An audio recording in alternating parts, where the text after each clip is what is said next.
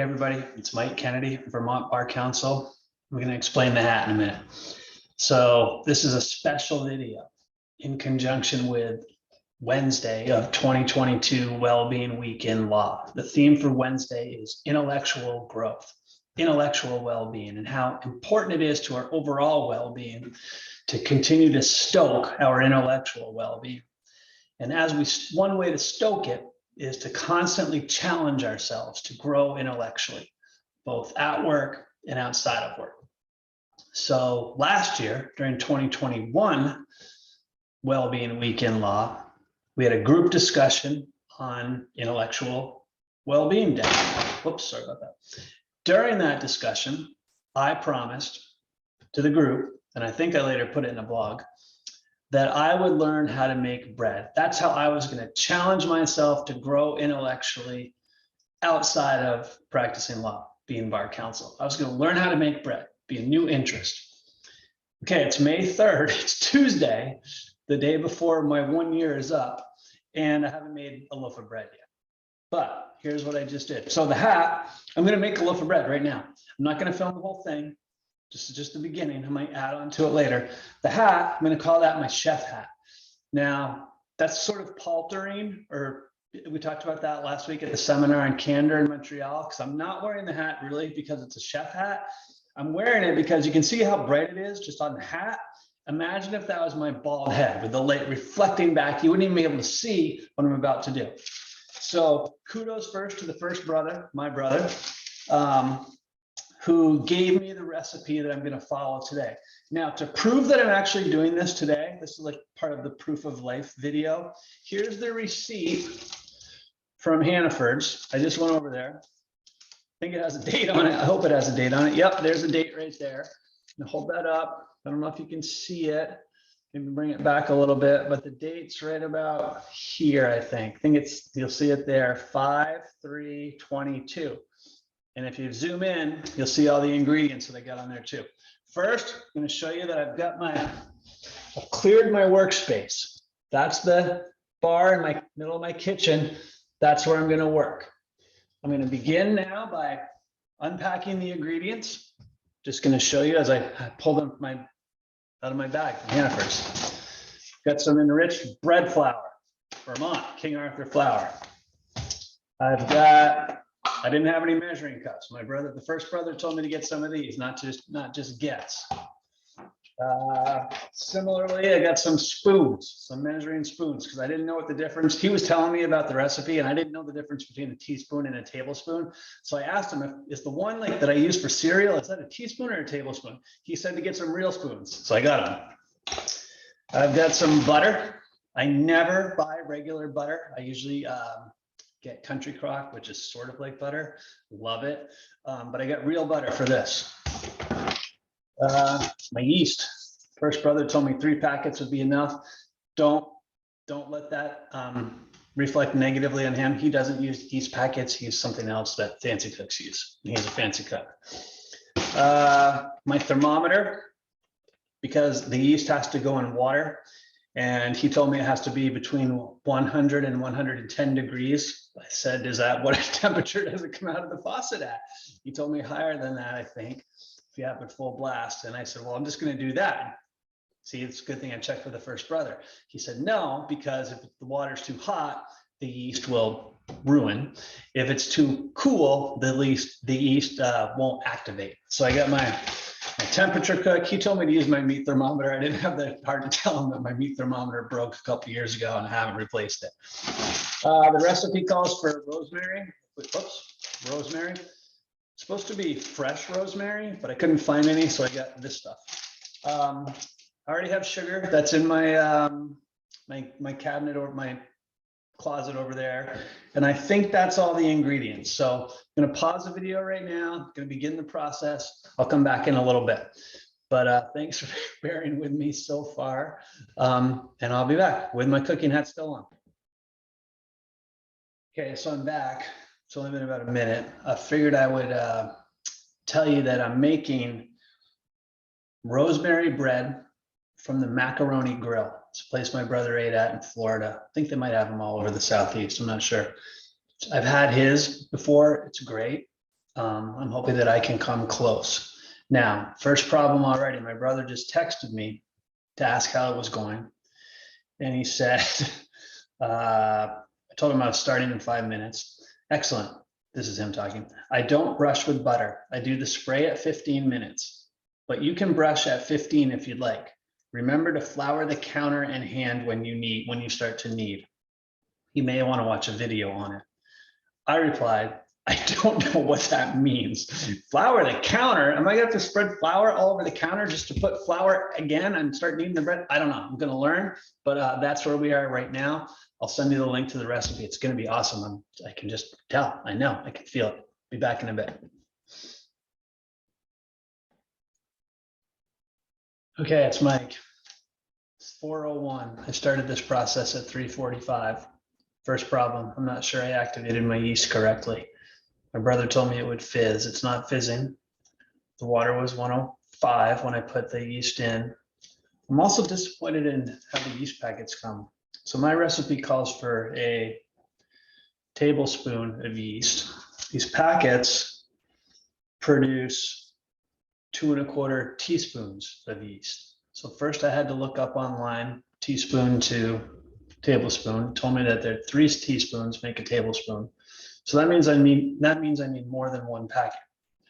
I'm not sure why somebody would create a packet that yields 2¼ teaspoons of something. I feel like the Bureau of Standards or Weights and Measures, whatever it is, you know how we learned, like back, I think it was a case I read in law school, where they had to make sure that all the train tracks were the same size all over the country, so the train wouldn't just get to like some other place where they have different sized tracks and stop working.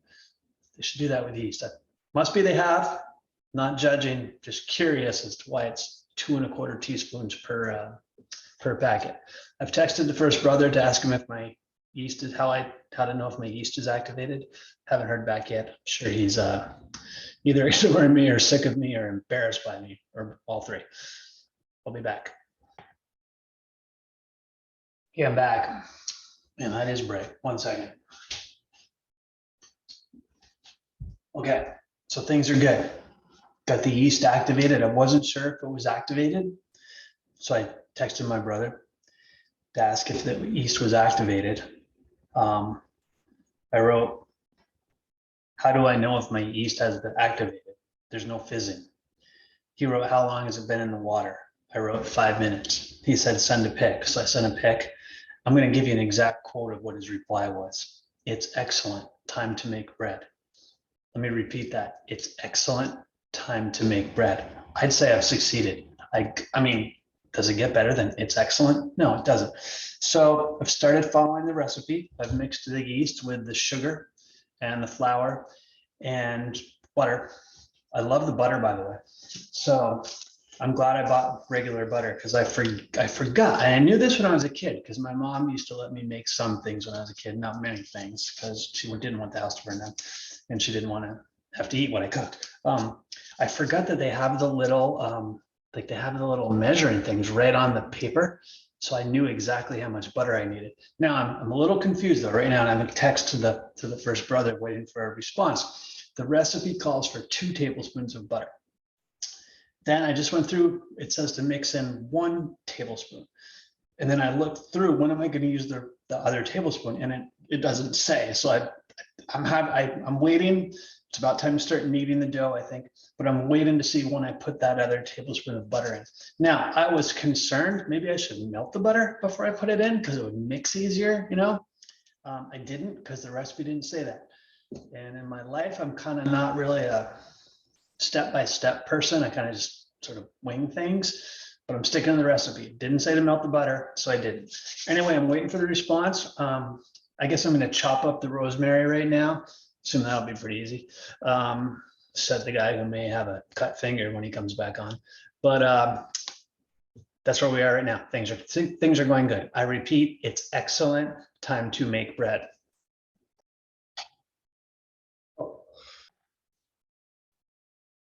Okay, I'm back. First brother responded, I was correct to follow the recipe and only put in 1 tablespoon of butter. That second tablespoon is going to be used later to In fact, he responded, correct. Again, that's kind of like, it's excellent. Means great job, Mike. You did it right. The second tablespoon is for brushing on top afterwards, because we're going to coat the bread afterwards. But then he added, which I don't do, I just spray it at 15 minutes with my butter spray. I didn't buy any butter spray. So I think I'm going to have to follow the recipe and do it that way. I don't think Pam, I have some of that, counts as butter spray. Otherwise, he would have just said Pam. So right now I'm chopping the rosemary, and I did it pretty slowly. I wish I could tell you that I did it like this. I don't really, this is fast how real chefs do, but I didn't. I think it's chopped. I don't really know the difference between chopped and did I dice it? Have I chopped it? I didn't puree it because it's still pretty solid. Did I just cut it? Did I just make it a little bit smaller than it was, but not small enough? I don't know. I'm going to go with what I've done. So now I'm going to mix that in, then get to kneading the dough. So I'll be back in a bit. Okay, so here's where we're at. I just kneaded the dough. I think I did a really good job. It didn't say to, but I put some flour on my hand, just dusting. And then because my brother said to do so, I dusted the countertop too over on my workstation. So light dusting of flour, and then I kneaded it. The directions say knead it, knead the dough. And then the next thing says, if it needs more flour, add more flour. Now that in legal terms assumes a fact not in evidence, because the fact that's not in evidence doesn't actually exist, which is that I would know whether or not the dough needs more flour. I don't. Dough seems very light and airy to me, so I think it's a little on the moist side, but maybe that'll mean the bread's a little moister. But I guess flour is the substance which provides the bread. I don't know. I'm just going to go with what I've done. Trust the recipe, trust the process. So the next step, according to the recipe, is to oil a bowl and then put the dough in the bowl. Doesn't say what kind of oil to use, so I just texted the first brother, I'm waiting for his response. I have some olive oil, I have some like canola oil or something, and I have this other kind of oil that it's not olive oil, it might be, I can't remember what it is, but I use it in my wok. It's really good for cooking in my wok. Anyway, waiting for the reply. Once that gets sent, I'll oil the bowl, and I think we just wait for the dough to rise, right? The bread to rise, whatever the phrase, sorry. And then probably bake it. So I'll be back in a while. Okay, so I oiled the bowl. I didn't have canola oil. I don't know why I said that. I went with Crisco vegetable oil. So here's the dough. It's been kneaded. You can see the little flakes of rosemary in there, but it feels light, like it's going to be really tasty. Here's the bowl that I oiled. I drew upon my experience of seasoning my wok. Got a wok for Christmas from the first brother, actually, and I seasoned that with oil. So this was similar to that. Felt really prepared. Did better here because when I seasoned my wok, it caused the smoke alarm to go off. That didn't go off when I did this, obviously. So there, the dough is in the bowl. Now I'm going to step behind the camera because I want to show you something. Actually, I'm going to not do that live. I'm going to rearrange things and I'll be back in a bit because I can't remember what the next step is. So I actually have to check to see what to do after you put the yeast in the bowl that has been oiled. I mean, the dough in the bowl that's been oiled. Okay, so had a little bit of a hiccup there. Last I showed you, I had put the dough in my bowl. The bowl's about the same size as the dough. I went back and looked at the recipe to check what was next. And it said to then cover with a towel and let it sit for about an hour until it doubles in size. Meanwhile, right as I was reading that, my brother texted me and he wrote, let me just make sure I get this accurate. And you should take a picture, then another picture an hour, so you'll see that the volume has doubled in case your dough needs that. So I think this bowl was probably too small. Now I don't have any other bowls that are bigger. My bowls are regular size, like not for making bread, they're like eating cereal and ice cream and stuff. I had used a kettle or a pot, I guess, to mix the dough. So I didn't want to wash that out and put it back in. So I actually got my wok out, aforementioned wok. And there you can see the dough in it. I oiled it. My brother told me to flop around the dough, get it all coated. Now I'm going to cover it with a towel as directed. This is a towel that says Happy Holidays on it. So I assume somebody gave it to me for Christmas one year. It's been in that drawer over there. And yeah, here we go. We're covering the dough. I took a picture. Oh wait, I didn't take a picture of it. I forgot. Here, I'll snap a picture of it right now. I can see relatively where it is. It's like right at the bottom. Yeah, pretty much centered. Taking a while for my camera to come on, probably because of that oil on my fingers. Oh, boy, that's a good looking picture. I'll definitely post that for this video. Anyway, here we go, the ceremonial covering of the dough. I don't know if everybody does this. I just noticed on the back of the Happy Holidays thing is a polar bear. I don't know, that must bode well, right? Because polar bears are rare and me actually cooking bread is rare. So here we go. The dough has been covered. We'll now wait an hour. I'll be back then. Okay, everybody, I'm back. The dough is rising, doing its thing. What I'm doing now is just showing you my cooking area and what a mess it is. And, you know, when I was a kid, when my mom would cooked a lot, really good cook. You never knew she was cooking because you could walk into the kitchen and like the stuff she'd already used, like see that empty yeast packet right there and the half a stick of butter that's left, that would be put away. It's like she's a really good putter awayer, like cleaner upper as she's doing things. Like, and you know, so this is, I obviously didn't get that. I'm going to work on that next, but I just wanted to show everybody that I did actually have a cooking area here. This is what it, or a prep area. This is what it looks like. This is what you get when you fall by those packets of yeast that aren't properly, you know, measured. You have too much yeast. Maybe I'll have to make another loaf when I get done this one. Anyway, just wanted to show you that the working area and how it's pretty messy. But I think that, you know, like, what do they say? A messy kitchen is a sign of a great cook. I think that's what they say. I know some people say that. Okay, I'm back. It's now 6:01 p.m. on Tuesday. Left you about 4:45. When we left, I was letting the dough rise. When I was in 6th grade, I remember I did a paper for Mr. Selby. He's a great teacher. He's my language arts, we called it, English class. And I remember 2 papers I did for him. One was about D-Day, which is not relevant to making bread. The other, we got assigned at one of Aesop's fables and had to write a story about it. And my fable was the moral of the, or whatever they're called, of the fable. The upshot was a watch spot never boils. Watched dough never rises. I've learned that. This last hour and 16 minutes took 16 hours and 16 minutes. But I got some stuff done. I cleaned up the kitchen. I marinated some chicken, cut it up and marinated it. Gonna barbecue it some tonight, some tomorrow. And my marinade is A1, not A1 the brand, like it's top notch. It's my own special recipe. It involves a spice. I might share that with you. Quick aside as to my chicken, you know, Mother's Day's coming on Sunday. We asked our mom what she wants to do. Like, where do you want to go? Well, can we just eat at your house? Sure. What do you want me to get? Can you make your chicken? So I'm gonna barbecue the chicken. And when your mom requests that on Mother's Day, when she could literally go wherever she wanted, and who are we to object on Mother's Day? And she requests your chicken, that's saying something. Anyhow, here's where we are. Oh, and I also did some yoga. Did I say that? I can't remember. Just finished a 30-day yoga challenge yesterday. Getting back to Paul Turn and the Deutery of Candor. When I say I finished a 30-day yoga challenge, I actually did. And it is a 30-day yoga challenge that you can do on YouTube. Yoga by Adrienne. Awesome. Highly recommend her. But I started in the middle of March, just finished yesterday. So I didn't do it every day, but that's okay. So anyway, here's where we're at.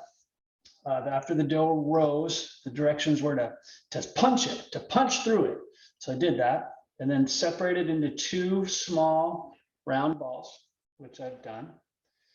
Show you both. And then after you get them 2 small round balls, they're each about the size of a baseball, a little bit bigger, to coat them with the rest of the rosemary. And I did that, you can see. Now, I don't think my rosemary coating is very evenly spread, but that's okay, because the first brother told me that when I put butter on it later, the last step of the cooking. The ones on the outside, rosemary on the outside will probably fall off. So now the directions are, let it rise for another 45 minutes, each in its own bowl, which I've done. They're in there, trust me. So I'll be back in 45 minutes and then we bake, and it doesn't take long to bake. It only takes, I don't know, can't remember, let me look, 15 to 20 minutes or until lightly golden brown. So we're close, 45 minutes, then cook it. And so we should be done by 7:30, I hope. Anyway, that's where we at. Now I got 45 minutes to kill, and I've already done all my cleaning, my yoga, and getting my chicken ready. So I don't know what I'm gonna do, but I'll be back in a bit. Okay, we're back, ready to get this in the oven. I'm a little nervous right now.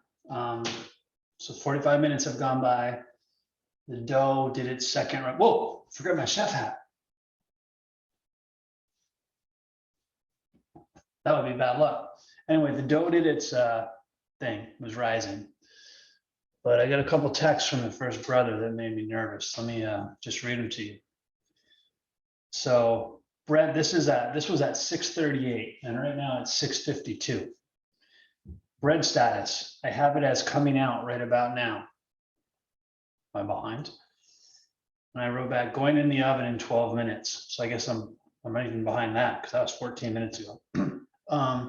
Hero, doesn't sound positive. Anyway, how were the rises first and second? Again, it's like back to facts, not in evidence. I have nothing to compare this against. I don't know how the rises were. I gotta say, I'm a little nervous. They don't look like they rose an awful lot. I'm not sure what I was expecting. So I just don't know. So it went on. Or as I said, I'm not really sure. We'll see how it tastes. He responds, okay. The dreaded, okay.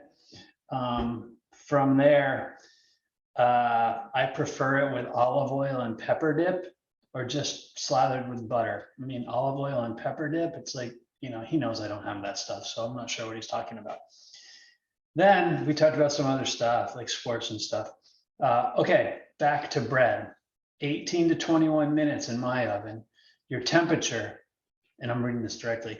Yes, bread has temps just like meat, is 190 minimum, not too much higher, or a hollow wound when knocking on the bottom. I don't even know what that means. Am I going to wound my bread, or am I looking for the wound? But that's a pain in the, with instant read thermometers available. Well, okay. So that's what we get. That's where we're at. Oh, I figured out that I did need Pam. So thankfully I had some Pam right here to spray the directions called for spraying the, so this bread doesn't go in loaf pans, it goes on just like a regular pan. And so I had to spray those with Pam. The podcast, There's Something About Pam, the new Netflix series, really good, recommend it. So I have two pans actually. There's one of the small round balls of my bread on this pan. There's another one just like it. I didn't put them on the same pan because I'm not sure how much they expand when they cook. And I don't want them bumping into each other because, like, I've made chocolate chip cookies before, or other kinds of cookies where you buy the pre-made dough and just put it on here. And I can't stand when, like, you space them out, but then they merge. I don't like that at all. I like individual islands, like, if you will. I don't want this ball that I worked on so hard to merge with that other one. I feel like that would ruin my effort. So, okay, we're gonna put them in the oven. The oven just finished its preheating. I'll let you watch the ceremony. This one I think I'll put on the bottom. Sure that it matters. And here's the other one going on top. And they cook for, I don't know, I'll look that up. My brother said, I'll get my thermometer back out. I think I won't use the thermometer, actually, no offense, bro. I'm just gonna go for the golden brown look. When the bread looks like I want it to look, that's when I'm gonna take it out. Okay, so only 20 more minutes or so, and we'll have some bread.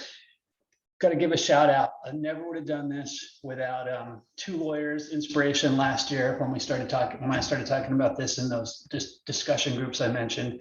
Nicole Kaloran from the law school, Vermont Law School, and Heather Devine, who works down at, I can't remember what it's called now, Tarrant Marks and Gilly, I think it's called now, in Montpelier. They're the ones who got me to commit to this and stayed on me for a little bit. They've checked in, not recently. I think they gave up on me, but they're the ones who today, when I woke up and started thinking about tomorrow's focus and theme, I realized I hadn't followed through on my commitment, and it was not anybody else, but the thought of Heather and Nicole that got me to do what I did today. So Heather and Nicole, thank you very much. And tomorrow's video will be like a world premiere on my blog, but they're going to get a copy tonight. So again, back to the duty of candor. Can I call it a world premiere when they're like getting an advanced screening tonight? I think you can, because this is kind of really special, like one of those great events, right? Where, you know, they release limited release movies, like say only in LA or Paris or wherever, but then the world premiere worldwide is like the next time, like the week later. That's what this is going to be. World premiere tomorrow, advanced screening tonight for Heather and Nicole. Thank you both. And hey, we'll be back in about 20 or whatever my bread's at, 190. See you in a bit. Okay, back with just an update. Grab my chef hat again. Wow. A couple minutes left before the bread's going to be ready. Had a couple issues arise here. So first, I got nervous at how small the bread appeared to be. It didn't appear to be, I mean, it's no bigger than a dinner plate at all. So I texted the first brother. I must have screwed up. The loaves appear like they won't end up as wide as a dinner plate. He replied, "That's about right. These are small loaves. I'm interested in pics of each step. Your yeast was quite viable." That sounds good. Your yeast was quite viable. I mean, it makes me laugh. I'm sorry, because it reminds me of that Seinfeld episode, My Boys Could Swim. Sorry, Mom, how you're getting his loaves out of this, not grandkids. Anyway, then I figured out I do actually not need to have butter spray. Because I texted him, should I put it back in for a bit after I spread butter on the top? And he wrote back, I don't put butter on top. I spray it at 15 so it gets brown. I wrote, I don't have any butter spray, only pan. He wrote the same thing. So here we go. He just texted in real time. Are they full on white still or brown?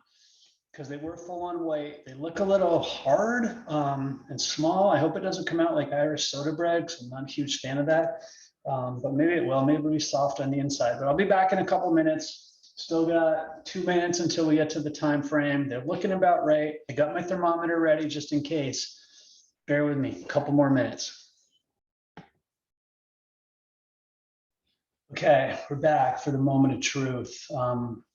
Getting ready to call it. They've been in a while.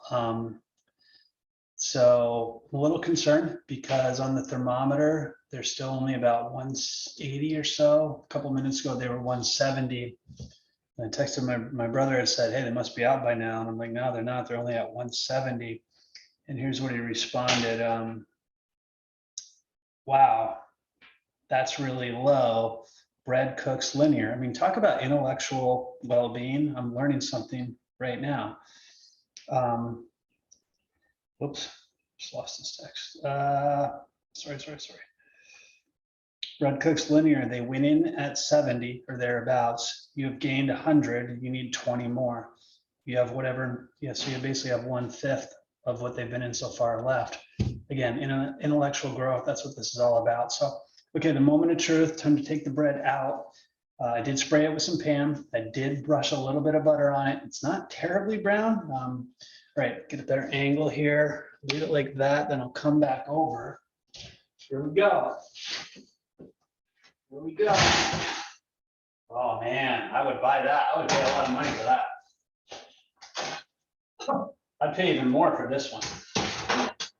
Those are good looking. They're very small, but as I said in the last little bit, I think that's what they're supposed to be. So there it is right there. My piece of, can't remember what exactly it's called. Macaroni grill, rosemary, some kind of bread. Let me just unlock my phone, get back to that. Oop, can't do it. But the finished product, I mean, I think you got to admit, it looks good, right? Looks very good. So anyway, it's called Romano's Macaroni Grill Rosemary Bread. I'm ready. I'm gonna let it sit for a bit. I'm not gonna do the taste test on video because obviously I'm gonna say it tastes awesome. But if it doesn't, my luck might give it away, and I don't want to do that. Just want to remind everybody, it is Wellbeing Week in Law. Do something. Do one thing this week to improve your well-being, and if you can repeat that next week, all the better. Repeat it the week after that, even better. Make wellness a habit. Today is intellectual well-being, intellectual growth. Are we going to find ways to challenge ourselves to grow intellectually, both at work, within the law, a new practice area, maybe a pro bono case in some area that you've never worked in before? And don't let that deter you, because you know what? Even though you've never worked in that area before, that person who needs your help pro bono is much worse off on their own than they would be receiving assistance from a trained lawyer. So think about that. Outside the law, hey, whatever interests you, right? I learned how to make bread. I can say I stuck with my commitment. Now find something, do whatever it is that you don't know how to do right now that you've always wanted to do. Get that done between now and next year's Wellbeing Week in Law. That will go a long way towards improving your well-being. As always, everybody be well, and thank you for putting up with this and listening to me, and I hope you have a great day.